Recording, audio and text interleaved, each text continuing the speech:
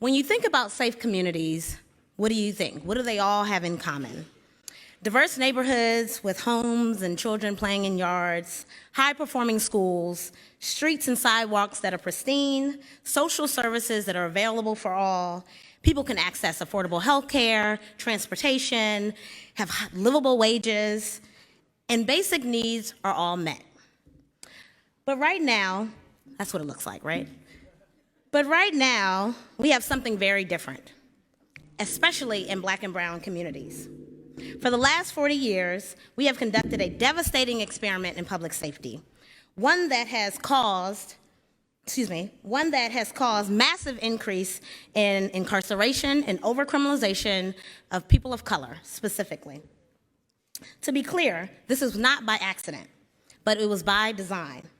As other nations began to increase in social services and treatment, our nation implemented a public safety paradigm, a carceral paradigm, that prioritized punishment over prevention.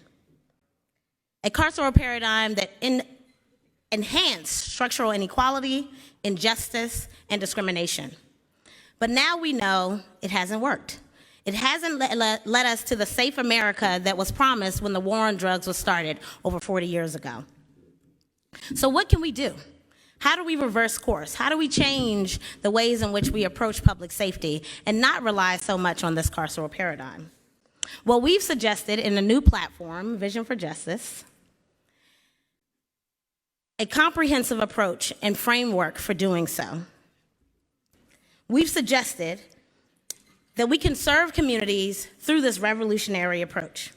A paradigm for public safety that prioritizes upfront investments in non-carceral programming and services and increases funding for things like housing and education and employment and healthcare.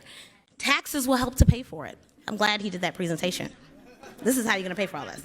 And other social emotional supports and public benefits that we know that everyone needs in order to live a healthy and thriving life.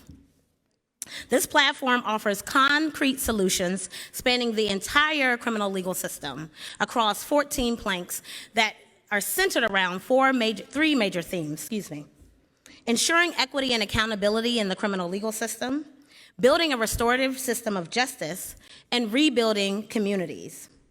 We can no longer take a piecemeal approach, tinkering around the margins in order to transform the ways that our criminal legal system operates. We need massive decarceration of Black and brown communities to ensure that there is justice and fairness and humanity and dignity for all people in the United States.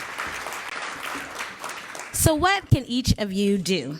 How can you help us create this new paradigm for public safety? Well, first, you can go read the platform. It's on our website at civilrights.org, and we did this in partnership with Civil Rights Corps and over 100 other civil rights organizations that have signed onto this platform. So this is not, some far-out idea. This is happening around this world, but it's also happening around the country in small pockets and communities everywhere. You can look at this platform and you think about deprioritizing investments in jails and prisons and over-policing, but prioritizing, again, those upfront investments and the things that we know work, the things that we know keep communities safe and keep people healthy and whole. And finally, you can center the voices and solutions of directly impacted communities, of Black and brown people specifically, and formerly incarcerated leaders.